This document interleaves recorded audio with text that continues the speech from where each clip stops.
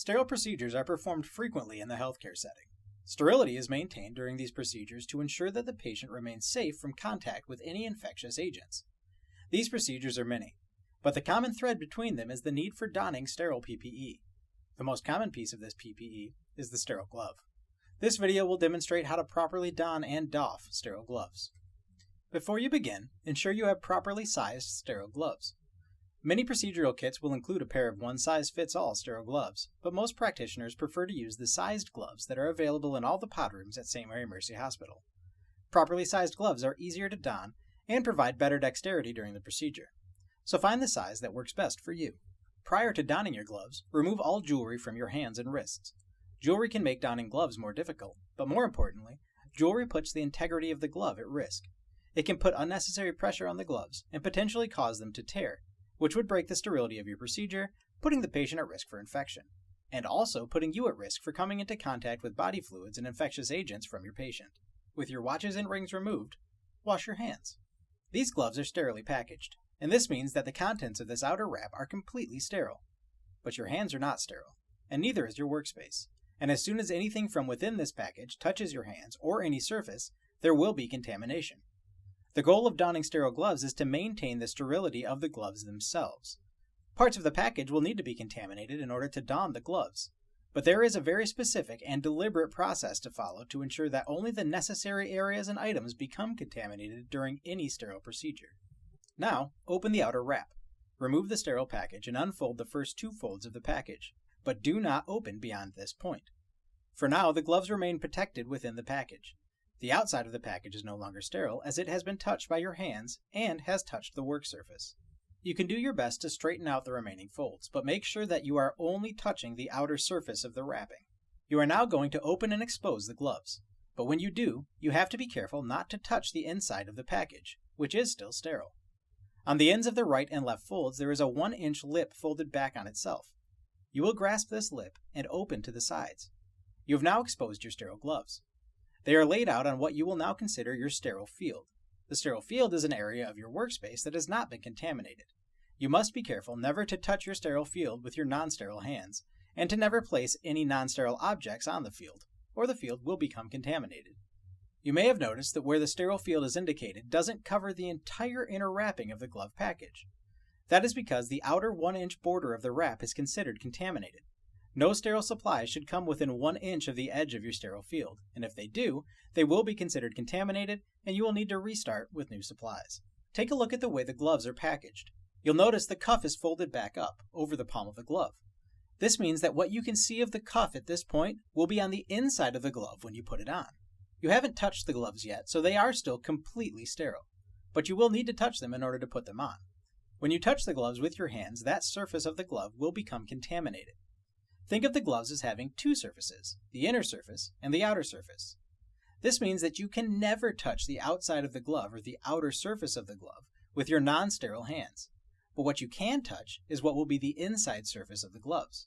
The inside of the glove will be in constant contact with your skin, so it is the only surface that you will ever purposefully contaminate. Proper opening of the package was shown earlier, but this first step is commonly done wrong and leads to the contamination of your gloves and a risk for infection for the patient. Make sure to only grasp the inch of the package that is folded back on itself. Never grasp the fold itself.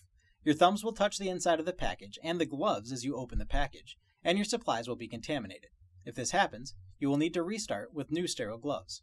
Also, never touch your sterile field. If you do, you will be contaminating that surface, and you will need to restart with new sterile gloves. When donning the gloves, start by donning the glove onto your dominant hand. So with your non-dominant hand, grasp the inner surface of the cuff of your dominant hand's glove.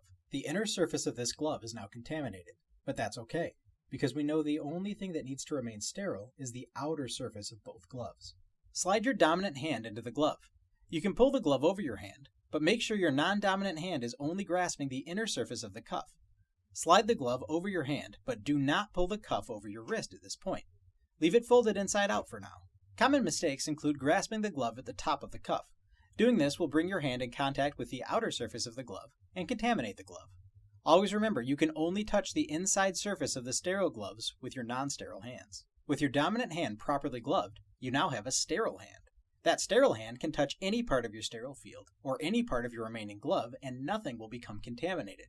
But if you touch anything outside of your sterile field with that hand, the dominant hand will become contaminated and you'll need to restart with new sterile gloves. You're going to be inserting your non-dominant hand into the remaining glove, and while doing that, you must ensure that the now sterilely gloved hand does not come into contact with your remaining non-sterile hand. So you will hold the non-dominant glove differently. Work your dominant hand under the cuff, touching the outer surface of the remaining glove. Because your hand is now sterile, it can touch the outer surface of the remaining glove without contaminating it. Work your fingers under the cuff and up to the fold of the cuff. Then slide your non-dominant hand into the glove, being careful never to touch your dominant hand or the outer surface of the non-dominant glove. As you get your hand completely into this glove, you can unfold the cuff down the wrist. Be careful your dominant hand is still only touching the outer surface of this glove and never comes in contact with your skin. Mistakes are made during this step as well. First, make sure your gloves never touch anything outside the sterile field. And remember that when you have one hand that is sterile, the second glove is not donned the same as the first. Don't grasp the inner surface of this cuff. That will lead to your non-sterile hand contacting your sterile glove and contaminating it as you pull the glove on. With both gloves donned, both hands are now considered sterile. You need to extend the cuff of the dominant hand over your wrist, so with your sterile non-dominant hand, slide your fingers under the cuff so that they only contact the outer surface of the glove, and then carefully unfold it down the wrist, ensuring you never touch the inner surface of the glove or your skin. Common mistakes seen while unrolling the cuffs mainly involve grasping the cuff and pulling it down instead of rolling it. This will lead to your sterile glove coming into contact with your skin and contaminating the glove. Also, never pull the glove down over your arm and allow it to snap back to your wrist. This leads to a lot of uncontrolled and unnecessary movement of the sterile glove and will likely be contaminated by your skin in this process. Finally, if at any point your sterile gloves come in contact with anything non-sterile or touch the surface outside of the sterile field, they are contaminated. Do not continue to don them. Dispose of them and get a new sterile glove package. Most practitioners will bring an extra pair of sterile gloves into a procedure just in case sterility is ever broken.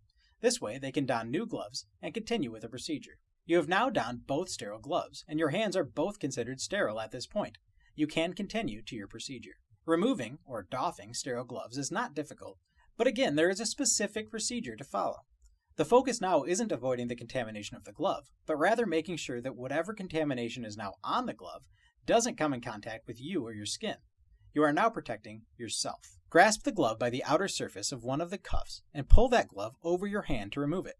Make sure never to touch your skin with your gloved hand. Your gloved hand is only making contact with the outer surface of the glove you are removing.